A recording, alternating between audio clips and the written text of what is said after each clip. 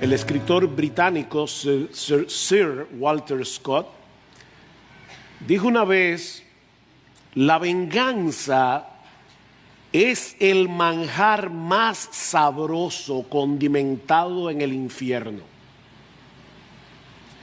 Y Robert Greene, otro escritor, decía que los hombres son más prestos a devolver un agravio que a devolver un favor. Oigan esto, porque la gratitud es una carga, mientras que la venganza es un placer. La gratitud es una carga, la venganza es un placer. Yo no creo que todo el mundo se atreva a expresar tan abiertamente el deleite que uno siente cuando puede vengarse del que le ha hecho mal. Pero lo cierto es, mis hermanos, que en todos nosotros hay un sentido de justicia que nos mueve a desear intensamente que el mal sea debidamente y proporcionalmente castigado y el bien recompensado. Tal vez sea por eso que la venganza es un tema tan recurrente en el cine. ¿Se han dado cuenta de eso? El individuo que le hacen de todo y uno está esperando ese final. Los productores y directores de película saben que la venganza apela a nuestros instintos más básicos como seres humanos. Yo no sé ustedes, pero cuando uno ve ese tipo de películas y finalmente el malo recibe lo que merece, uno siente un alivio. Hay un sentido de alivio. La venganza es dulce y no engorda, decía Alfred Hitchcock, el director de cine. Pero mis hermanos, eso es totalmente contrario a la enseñanza de las Escrituras, como veremos en el pasaje de la carta de Pablo a los Romanos que vamos a considerar en el día de hoy, que alguien ha llamado el Sermón del Monte del apóstol Pablo, por la similitud con las palabras del Señor en Mateo 5 que Miguel leyó hace un momento. En el capítulo 12, Pablo ha venido hablando de nuestra relación con el Señor primariamente. Dedícate enteramente a Él como un sacrificio vivo. Luego Pablo habla de la relación que los creyentes debemos tener entre sí. Pero a partir del versículo 17 que vamos a estudiar en la mañana de hoy, el apóstol Pablo nos habla de cómo debemos reaccionar para con el mundo allá afuera, sobre todo cuando somos agraviados.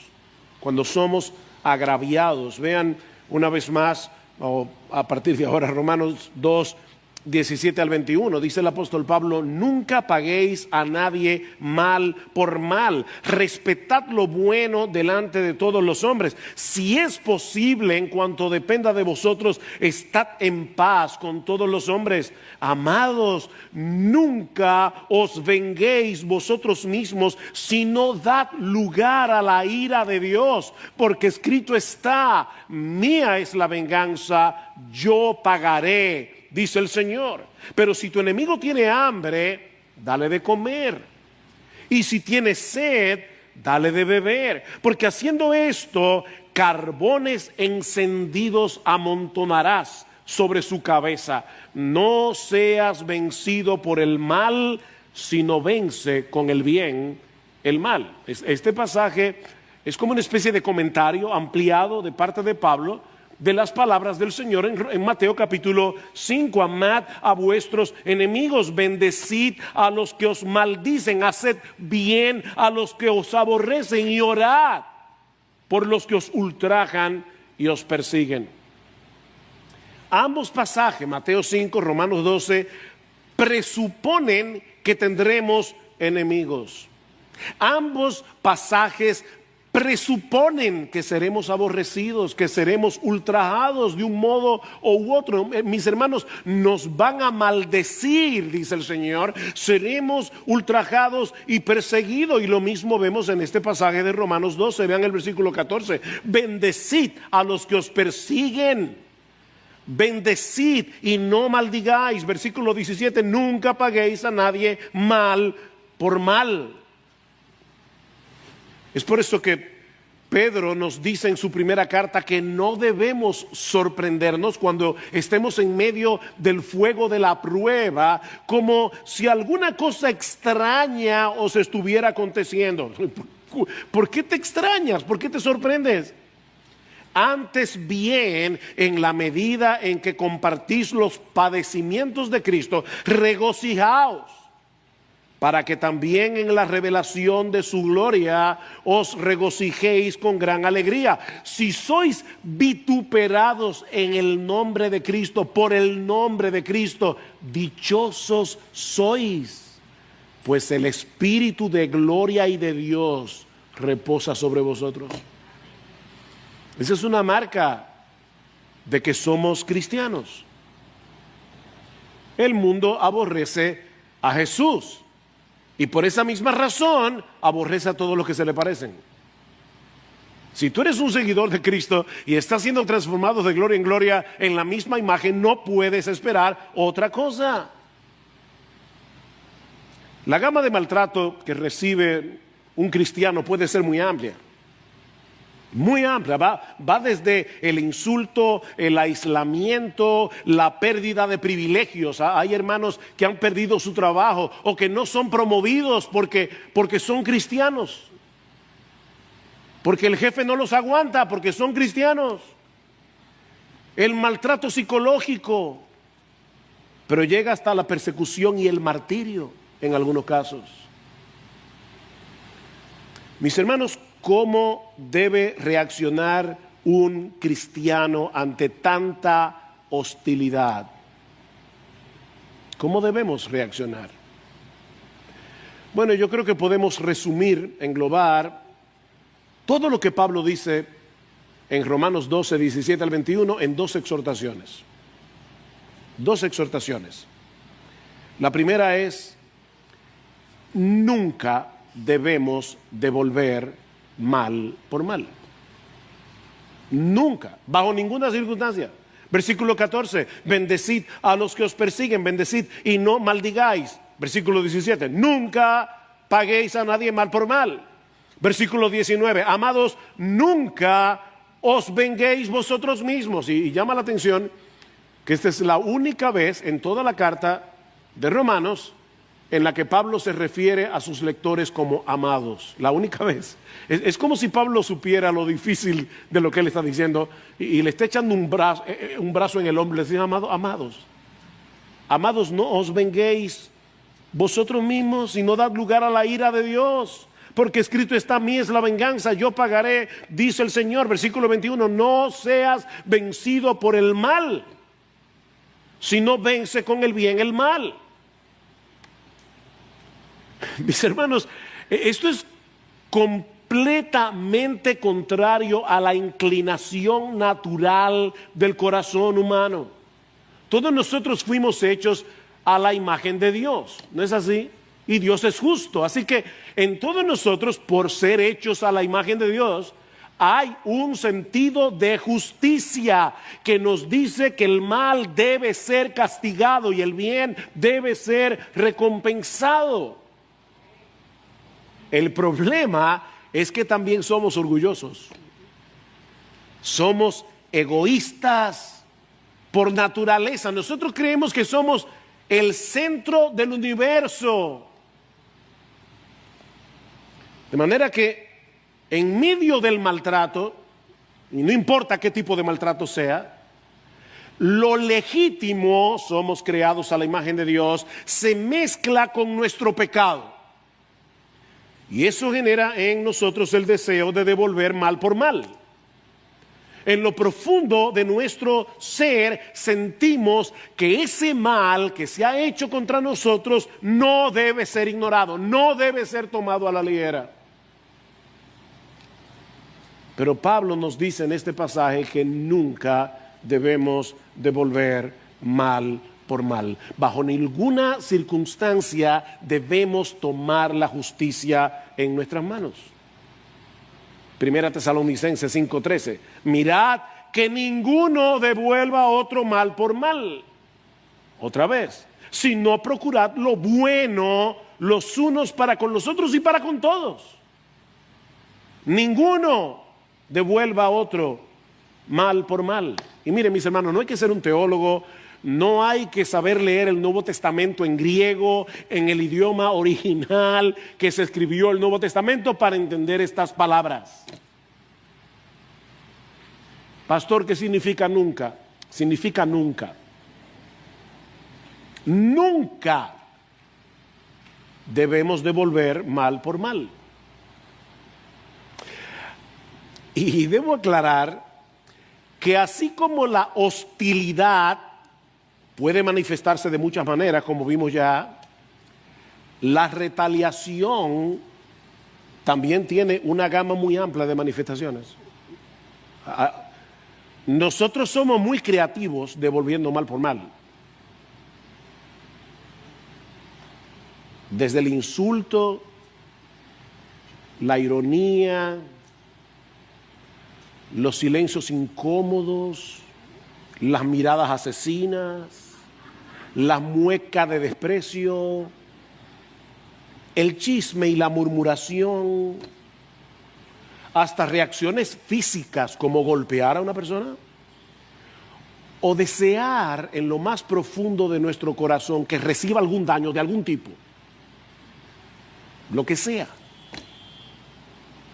Queremos que la persona se sienta mal por lo que ha hecho y nosotros vamos a buscar la manera. Y mis hermanos, yo debo decir que la razón por la que yo comencé este sermón pidiendo perdón es porque estudiando este pasaje yo pude recordar muchas veces en que yo de una manera sutil quise hacer sentir mal a otro. Yo no quiero que pase desapercibido, no, yo quiero que tú lo sufras, que tú sepas, que te enteres cómo yo me siento. Pero eso es lo que Dios nos dice en su palabra que no debemos hacer. Nunca paguéis a nadie mal por mal. Amados, nunca os venguéis vosotros mismos. Ahora, eso es fácil de decir. Eso es muy difícil de hacer. ¿Cómo nosotros podemos impedir que nuestro corazón se llene de amargura, de resentimiento, cuando alguien nos maltrata, sobre todo cuando parece que se está saliendo con la suya? ¿Cómo uno lidia con eso? Bueno, en primer lugar, mi hermano, recuerda el Evangelio. Recuerda el Evangelio. Alguien me escribió anoche, me dice, leí el pasaje de Romanos 2, 12, 17 al 21 y no veo cómo se conecta con el Evangelio. Y yo le respondí, ya verás. Ya verás. Recuerda el Evangelio, recuerda las misericordias de Dios para contigo. Ese es el punto de partida de todas las exhortaciones de Pablo, no solamente en Romanos 12, sino en el resto de la carta, Romanos 12:1. Por consiguiente, hermanos, luego de haber explicado en 11 capítulos el Evangelio de Cristo, todo lo que Dios ha hecho por nosotros para rescatarnos de nuestros pecados, para reconciliarnos con Él. Por consiguiente, hermanos, os ruego por las misericordias de Dios que nunca paguen a nadie mal por mal. Recuerda las misericordias de Dios. Mi hermano, nunca existirá un ser humano que peque contra ti más de lo que tú has pecado contra Dios. Nunca. Y Él decidió amarte. Él decidió tener misericordia de ti. Cuando éramos impíos, pecadores y enemigos, dice Romanos 5, 6 al 8. impíos, pecadores y enemigos. Y aún así Dios nos amó. Él decidió amarnos al punto de dar la vida de su Hijo por la nuestra. ¿De verdad hay alguna ofensa que tú no puedes pasar por alto? De verdad, piénsalo bien.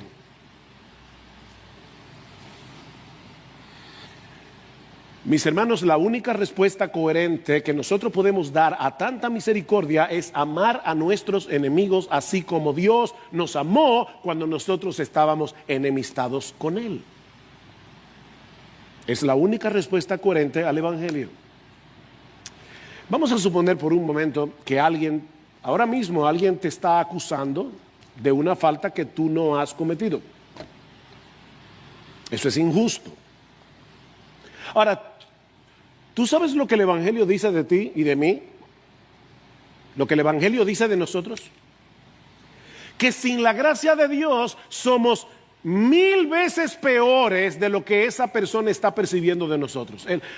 Lo que él está diciendo no es verdad. Pero la verdad acerca de ti sin la gracia es 1000 veces peor que eso.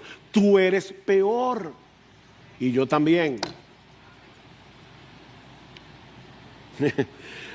Me acordé ahora de John Gerstner. John Gerstner fue un tremendo teólogo norteamericano, ya murió, y él hablaba así, tiene una voz.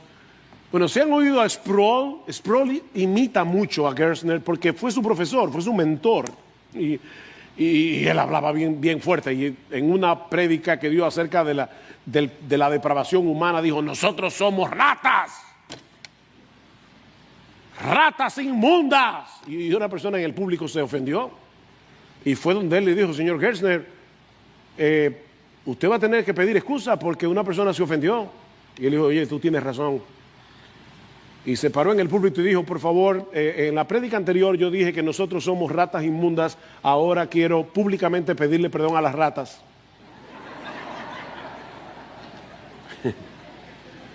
Porque miren, el hombre es más dañino,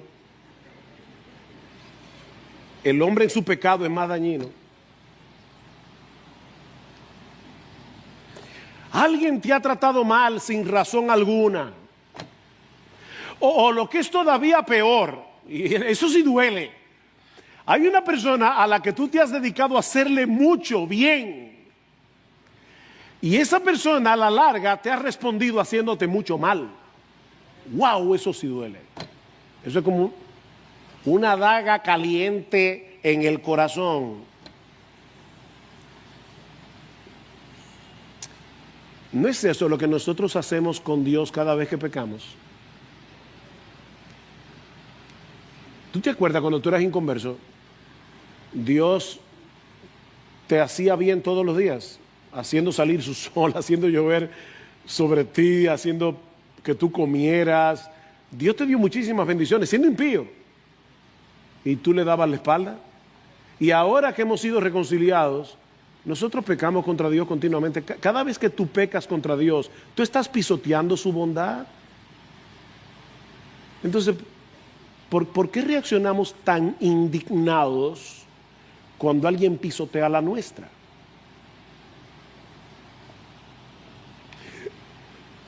Mira, si Dios y los hombres nos dieran lo que realmente nosotros merecemos por lo que sí hacemos mal,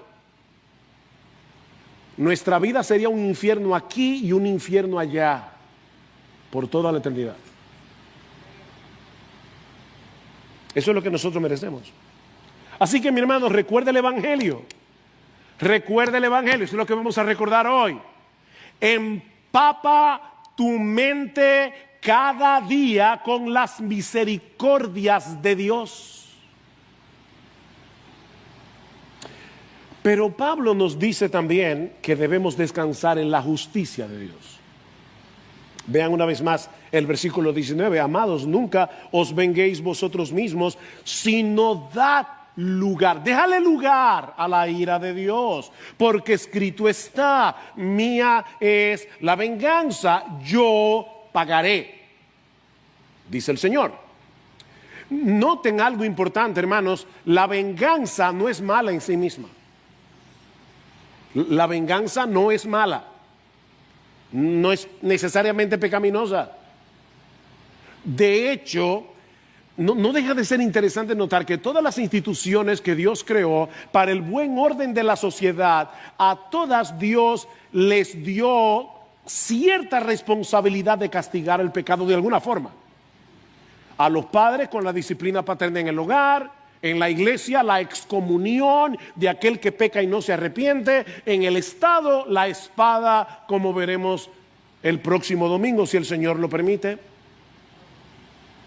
Lo que Dios prohíbe en su palabra es que nosotros tomemos la justicia en nuestras propias manos. Esa es la prohibición. Porque Él mismo se encargará de vengar el pecado.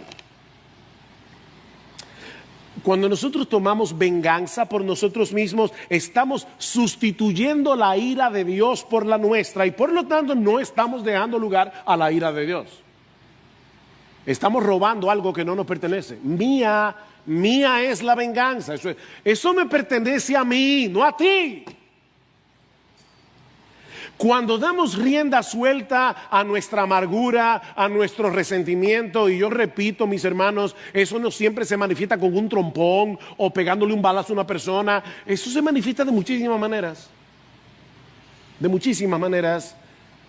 Cuando nosotros le damos rienda suelta a nuestra amargura, a nuestro resentimiento, a nuestro deseo de que el otro se sienta mal, porque nosotros nos hemos sentido mal por lo que Él ha hecho, estamos actuando en incredulidad. Porque no le estamos creyendo a Dios, no estamos creyendo el que Dios ha prometido hacer justicia. Nosotros estamos poniendo en duda la justicia de Dios. Él ha dicho que en su momento Él se encargará de que esa persona pague lo que ha hecho, a menos que se convierta al Señor. Pero tú prefieres encargarte personalmente por si acaso. Yo pagaré. No. Gracias, Señor. Yo me encargo de ese. Mira, déjame ayudarte a entenderte. Porque nosotros actuamos a veces y no nos damos cuenta del software que está detrás de nuestras acciones, los pensamientos escondidos detrás de nuestro pecado, y nosotros le damos la vuelta de mil maneras para justificar nuestra venganza o nuestra retaliación. Déjame ayudarte a entenderte. Lo que tú estás diciendo inconscientemente es, sí, yo sé, dice Pablo, perdón, no tú, yo sé que te han tratado injustamente, sé que esa persona merece ser castigada por lo que ha hecho, pero no te corresponde a ti aplicar el castigo. Dios se encargará de ese caso, como tú no puedes hacerlo. Él puede ver el mal desde todos los ángulos, algo que nosotros no podemos hacer. Así que cuando Él aplique su justicia, Él va a tomar en cuenta todos los aspectos del mal que ha sido hecho. Así que descansa tranquilo en la justicia de Dios. Pero tú dices, no, yo no puedo. Yo no puedo. Mire, es que usted no sabe lo que esa persona me ha hecho.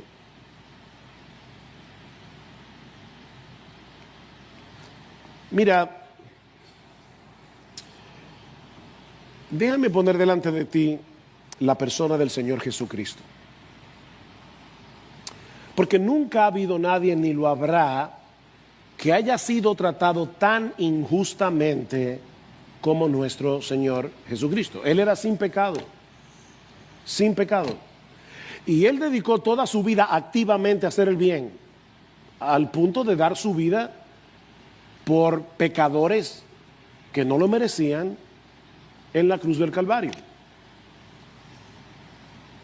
Si alguien tenía derecho a sentirse amargado, decepcionado, injuriado,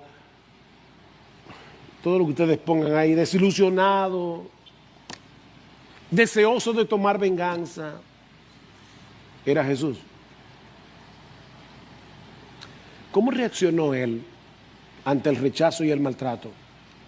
Escuche lo que dice Pedro en su primera carta. Dice, miren a Jesús sin pecado, que cuando lo ultrajaban, no respondía ultrajando, cuando padecía, no amenazaba, sino que se encomendaba a aquel que juzga con justicia. Lo que Pablo está diciendo en Romanos es, imiten a Jesús en eso.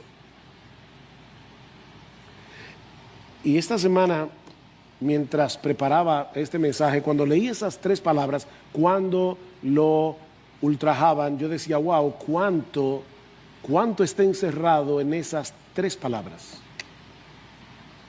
Cuando lo ultrajaban, el Hijo de Dios encarnado, el Rey de gloria, fue ultrajado. Dice en Marcos 15, le vistieron de púrpura y después de tejer una corona de espinas, se la pusieron y comenzaron a vitorearle, ¡salve, Rey de los judíos! Y le golpeaban la cabeza con una caña y lo escupían. Dice en Isaías que él no quitó su rostro de esputos, o sea, él puso su cara para llevar tu vergüenza y la mía, y la saliva le corría por la cara al Rey de gloria, y poniéndose de rodillas le hacían reverencia, y después de haberse burlado de él, le quitaron la púrpura, le pusieron sus ropas y le sacaron para crucificarle. Wow. Él habría podido pedirle al Padre, como le dijo el Señor a Pedro, ¿recuerdan en Mateo? Él podía pedirle al Padre 12 legiones de ángeles que vinieran en su auxilio, pero no lo hizo.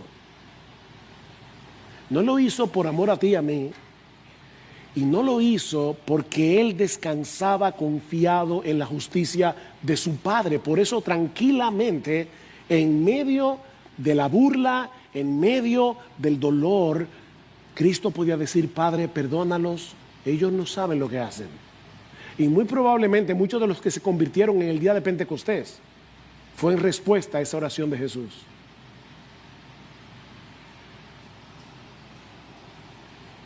Cristo conquistó la amargura y el deseo de venganza, encomendando su causa al que juzga justamente. Pero alguien puede decir, oye, pastor, eso era Cristo.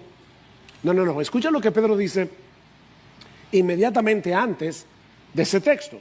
Porque para este propósito habéis sido llamados, pues también Cristo sufrió por vosotros, dejándoos ejemplo para que sigáis sus pisadas. Y ahí es que dice cuando lo ultrajaban, etc. Él nos dejó ejemplo. Cristo modeló para nosotros cómo deberíamos reaccionar ante el maltrato, para que nunca le paguemos a nadie mal por mal, sino que descansemos tranquilos en la justicia de Dios. Recuerda, mi hermano, que el Espíritu Santo nos está transformando de gloria en gloria mientras nosotros contemplamos la gloria de Jesús en su palabra. Eso es parte, esa es la esencia de la transformación de nuestro entendimiento, de la que habla Pablo en Romanos 12:2. Y no os adaptéis a este mundo, sino transformaos mediante la renovación de vuestra mente, para que seamos como Jesús. Devolver mal por mal es adaptarnos a este mundo, es dejarnos modelar por el mundo. ¿Ustedes recuerdan las palabras de Lamec en Génesis? Cuando él le dice a sus esposas Ada y Sila, he dado muerte a un hombre por haberme herido, y a un muchacho, la palabra hebrea es joven, a un joven por haberme pegado. Si 7 veces es vengado Caín, entonces Lamec lo será 70 veces 7. ¿Habrá tenido Jesús en su mente esas palabras de Lamec cuando Pedro le pregunta: Señor, ¿cuántas veces perdonaré a mi hermano que peque contra mí? Hasta 7. Jesús le dijo: no te digo hasta 7, sino aún hasta 70 veces 7. Los hijos de Caín tienen una forma de reaccionar que es completamente contraria a la de los seguidores de Jesús. Y ahora yo te pregunto, ¿de quién tú eres hijo? ¿De quién tú eres descendiente? ¿De Caín, que se quiere vengar 70 veces 7? ¿O de Jesús, que nos manda a perdonar 70 veces 7?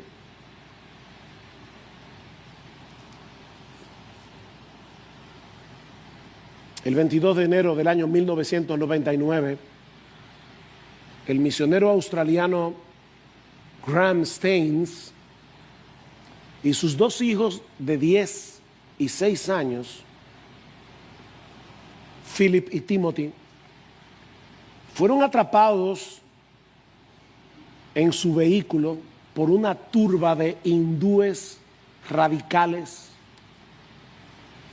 Y yo no voy a contar los detalles, pero fueron asesinados cruelmente. Graham Staines había dedicado 34 años de su vida para servirle a la gente de la India. Y los últimos 15 había dirigido un leprosario en la ciudad de Baripada, en el estado de Orissa, en la India. Pocos días después del martirio de su esposo y de sus 2 hijos, entrevistaron a su esposa Gladys, porque ese evento fue tan chocante que recientemente incluso se filmó una película sobre esa historia.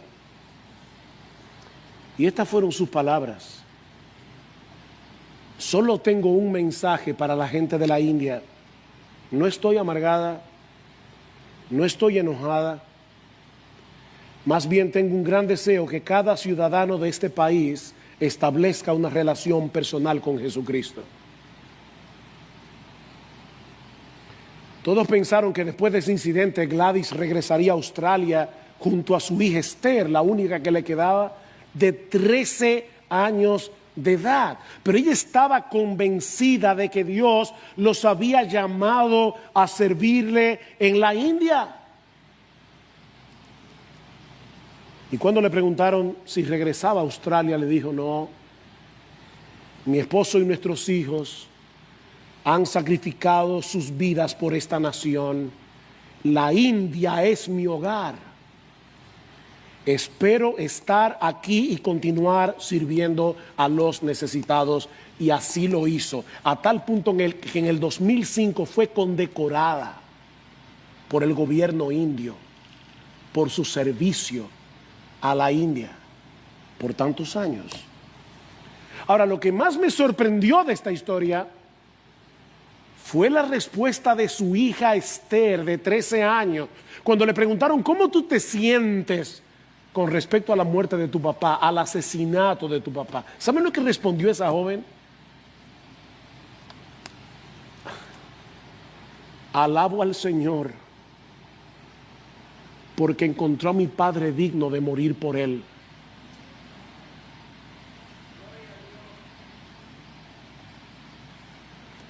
Miren, hermanos, eso es entender las misericordias de Dios.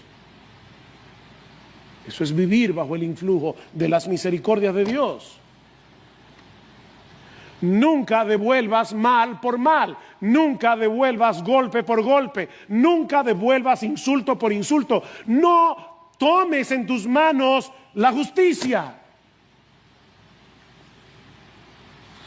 ¿Te parece duro? Bueno, déjame decirte que Pablo no ha terminado, porque eso no es suficiente, no para un cristiano. Si somos coherentes con el Evangelio, debemos ir más lejos y ser proactivos en hacerle bien al que nos hace mal. Versículo 14. Bendecid a los que os persiguen. Bendecid y no maldigáis. Versículo 17. Nunca paguéis a nadie mal por mal. Respetad, la palabra ahí es procuren, persigan lo bueno a los ojos de todos los hombres. Eso es lo que dice el texto literalmente. Procuren lo bueno a los ojos de todos los hombres, aún de aquellos que les hacen mal. Y recuerden que lo bueno está enmarcado en la santa y perfecta voluntad de Dios, dice Pablo en Romanos 12:2. O sea, procuren la voluntad de Dios para el que te hace mal. Versículo 18. Si es posible, en cuanto dependa de vosotros, estad en paz con todos los hombres. Versículo 20. Pero si tu enemigo tiene hambre, ¡ja! Eso es lo que yo quería. ¡Que se muera! No, dale de comer. Si tuviere sed, dale de beber. Porque haciendo esto, carbones encendidos amontonarás sobre su cabeza. Esto sí que es contraintuitivo.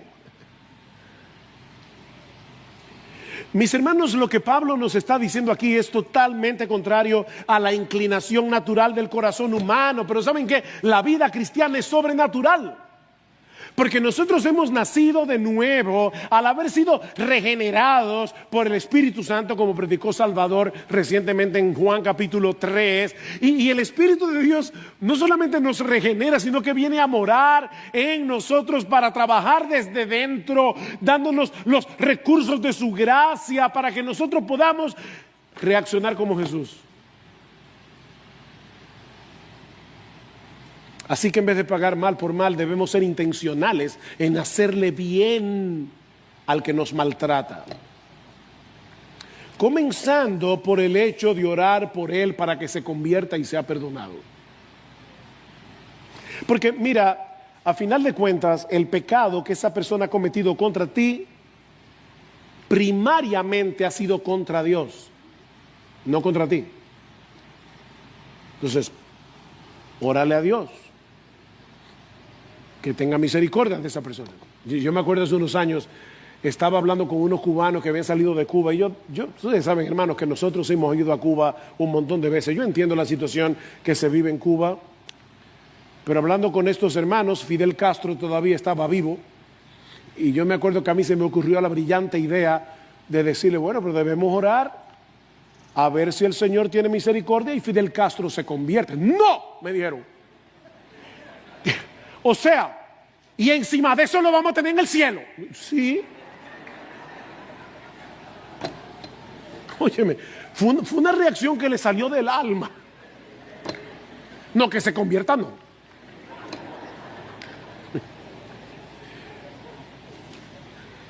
Miren, ese tipo de pensamiento es como decir, mira, yo era un enemigo de Dios, pero Él tuvo misericordia de mí y envió a su propio Hijo a morir por mis pecados para que su nombre sea glorificado en mi salvación y yo pueda morar en su presencia por los siglos de los siglos. Pero lo que yo deseo para esta persona es que se fría en el infierno.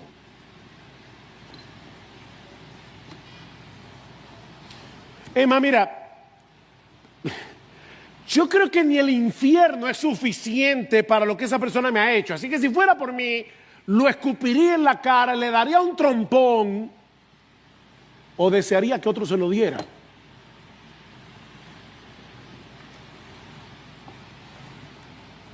Wow.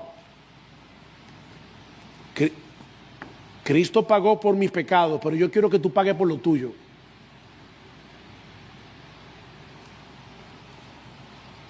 Por supuesto, yo sé que difícilmente una persona que profesa la fe lo va a decir con esas palabras. Pero mira, eso es lo que implica tu deseo de retaliación. Cristo murió en la cruz por pecadores como tú y como yo. Eso es lo que nosotros hemos venido a recordar en el día de hoy al celebrar la Cena del Señor. Pero tú no deseas que el pecado de esa persona sea redimido en la cruz, como si el precio que Cristo pagó con su sufrimiento no sea suficiente.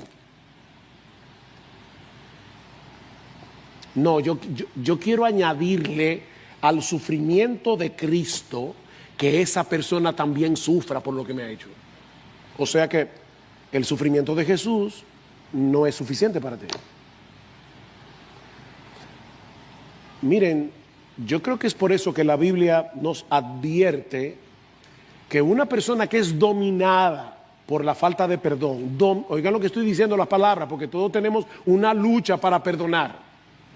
Pero una persona que sea dominada por su falta de perdón, que no esté mortificando ese deseo de devolver mal por mal, no ha entendido el Evangelio.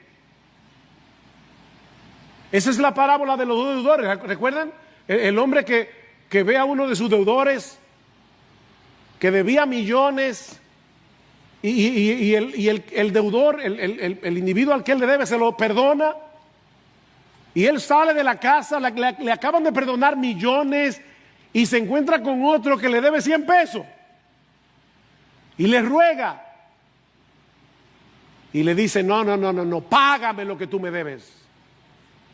Y cuando el otro se entera, dice, mira, enciérrelo en la cárcel hasta que pague hasta el último centavo de lo que me debe. ¿Tú sabes lo que eso significa? Que una persona que es dominada por su falta de perdón va camino al infierno, aunque sea miembro de una iglesia evangélica. No es cristiano. No es cristiano. Una persona dominada por el resentimiento, por su deseo de retaliación, va camino al infierno. No es cristiano. Y yo no puedo endulzarte la píldora, porque esa no es mi función.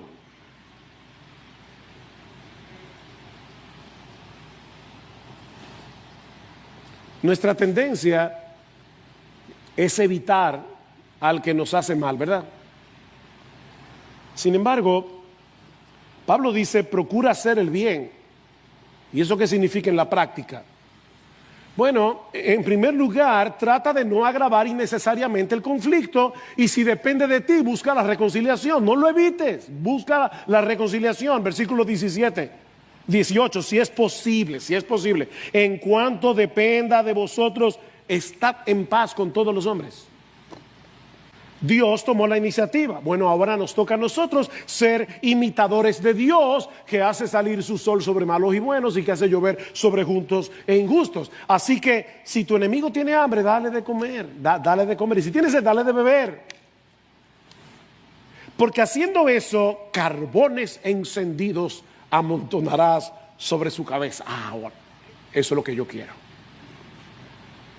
No, espérate. Esos carbones encendidos en el contexto del pasaje parecen tener el propósito de sanar, no de dañar. De sanar. Pablo parece estar expresando aquí, por el contexto, repito, que tal vez al servir a tu enemigo, él sienta vergüenza de su mala conducta y puede ser que venga el arrepentimiento. Who knows? ¿Quién sabe? Así que mis hermanos, esa es la metodología de Dios para vencer el mal. ¿Cuál? Hacer bien. Versículo 21. No seas vencido por el mal, sino vence con el bien el mal. La palabra que se traduce aquí como vencer es un término militar que significa dominar. Lo que Pablo nos está diciendo aquí es que tan pronto tú decides hacerle daño al que te ha hecho mal, ya tú perdiste la batalla contra el mal. No seas vencido. No te dejes dominar. Pero si decidimos hacerle bien al que nos hace mal, nuestra bondad se convierte en una especie de dique de contención para que el mal no se siga propagando. Vence con el bien el mal. El mal es vencido cuando el agraviado decide apagar ese fuego de maldad haciéndole bien al que le ha hecho mal.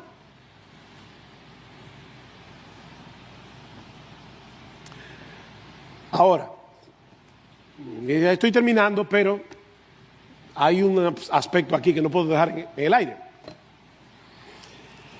¿Y qué sucede cuando el agravio viene de parte de otro cristiano? Porque en ese caso no podemos descansar en el juicio de Dios, porque ya no hay condenación para aquellos que están en Cristo Jesús. Y no es que nosotros obviamente deseemos que un hermano de la iglesia se vaya al infierno. Pero la pregunta es, ¿cómo yo encuentro alivio a mi indignación? Para que no se convierta en amargura, para que no se convierta en resentimiento, para que no se convierta en deseo de retaliación. De hecho, muchas veces cuando es un cristiano el que nos hace mal, nos duele más. O que tú crees que te ha hecho mal, porque muchas veces nosotros malinterpretamos el bien que otros nos hacen. Yo no sé cuánta gente en la iglesia a veces se siente que lo han herido porque lo han amonestado. Entonces, en ese caso, tú crees que te hicieron mal cuando en realidad te están haciendo un bien, pero a ti no te gusta el bien que te están haciendo. Ese es el problema. Y tú te sientes agraviado. Y te duele más porque tú dices, yo lo hubiera esperado de alguien de afuera, pero no de adentro. ¿Cómo yo lidio con eso? Sea que el maltrato sea real o no, ¿cómo yo lidio con eso? ¿Hacia dónde miramos en un caso como ese para que nuestro corazón no se llene de amargura? Mis hermanos, la respuesta a esa pregunta es sencilla y gloriosa a la vez. Mira a la cruz. Mira a la cruz. Todos los pecados que han sido y serán cometidos en contra nuestra por otros creyentes ya fueron vengados en la muerte de Cristo en la cruz del Calvario. Ya Dios tomó venganza en su Hijo.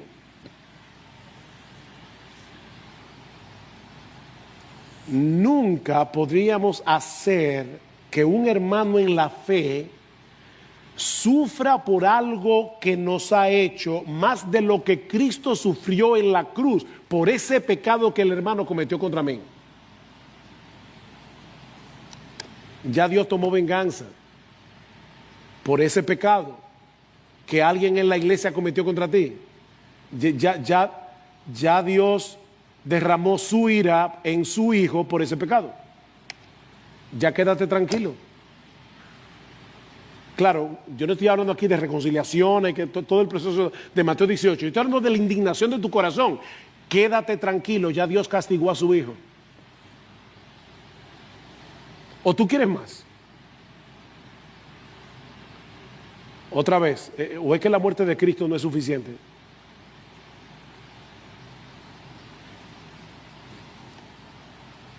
Mi hermano, con los ojos de la fe, debemos mirar a Cristo recibiendo en su propio cuerpo y en su propia alma todo el dolor del castigo que ese hermano merece por el pecado que ha cometido contra ti, cualquiera que sea.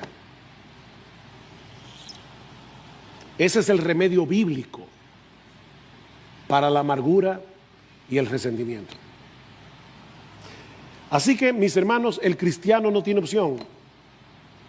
No tiene otra opción que quitarse de encima, como dice Pablo en Efesios 4:31, toda amargura, enojo, ira, griterías, maledicencias, así como toda malicia. Sed más bien amables unos con otros, misericordiosos, perdonándoos unos a otros, así como también Dios os perdonó en Cristo. Efesios 5, sed pues imitadores de Dios como hijos amados y andad en amor, así como también Cristo nos amó y se dio a sí mismo por nosotros. Andad en amor. Wow, nuestro amor debe ser evidente en nuestro andar. Dejamos una estela de amor. Andate en amor. Aún con aquellos que nos hacen mal, sean creyentes o no. Y ahora que vamos a participar de la cena del Señor, mi hermano, medita con gratitud en el hecho de que Cristo recibió todo el peso de la ira de Dios por nuestros pecados. Ya no hay condenación para aquellos que estamos en Cristo Jesús. Gloria al Señor. Ya no hay condenación. La cruz es el hoyo negro que absorbe por completo la ira que tú y yo merecíamos por nuestros pecados. Cristo la absorbió y pagó por eso. Medita en eso en esta mañana. Mientras tienes en tus manos el pan que simboliza su cuerpo y el fruto de la vid que simboliza su sangre. Pero mi hermano, este es también un buen momento para examinar tu corazón. Examinemos nuestros corazones y pidamos perdón al Señor. Si hemos estado albergando amargura, si hemos estado albergando resentimiento contra otros por el mal que nosotros percibimos que nos han hecho, sea real o no. Si en alguna manera hemos estado devolviendo mal por mal o hemos estado amamantando la idea de devolver mal por mal. Porque a veces uno recrea en su mente una conversación que tuvo difícil y uno dice, yo sí fui idiota, porque yo debí haberle dicho, o sea, tú estás amamantando esa idea, tú estás encariñado con tu amargura. ¿Y qué dice Pablo? Quítate eso de encima. Obviamente sabemos que no podemos sin la obra de su Espíritu en nosotros, pero su Espíritu mora en ti y en mí si somos cristianos. Su gracia es mayor, ¿recuerden? Su gracia es mayor. Cuando tengas en tus manos esos elementos que simbolizan el cuerpo partido de Cristo y la sangre que Él derramó por nuestros pecados, oh mi hermano, pídele que te ayude a ser coherente con tu profesión de fe. Pídeselo al Señor. De modo que podamos andar en amor como hijos amados, procurando el bien de todos, aún de aquellos que nos hacen mal. Y si tú estás aquí sin Cristo en esta mañana, yo te ruego que no tomes esta enseñanza a la ligera. Todos los creyentes llegaremos confiados al día del juicio, porque sabemos que Cristo pagó por todos y cada uno de nuestros pecados en la cruz. Él satisfizo plenamente la justicia de Dios. Ya no hay venganza, ya no hay ira de Dios sobre nosotros. Cristo la absorbió. Pero ¿qué de ti? ¿Qué de ti? ¿Recibirás el pago en persona por haber rechazado hasta el último día de tu vida el don de la gracia en Cristo que Dios nos ofrece en el Evangelio? Ven a Cristo, mi amigo, y ven ahora. Levanta tu bandera blanca de rendición, arrepiéntete de tus pecados y confía únicamente en la obra redentora de Cristo, porque sabes que todo pecado será debidamente castigado.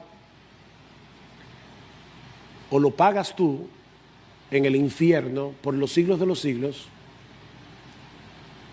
o confías por la fe en Jesús para que ese pecado sea pagado en Él. No hay opción.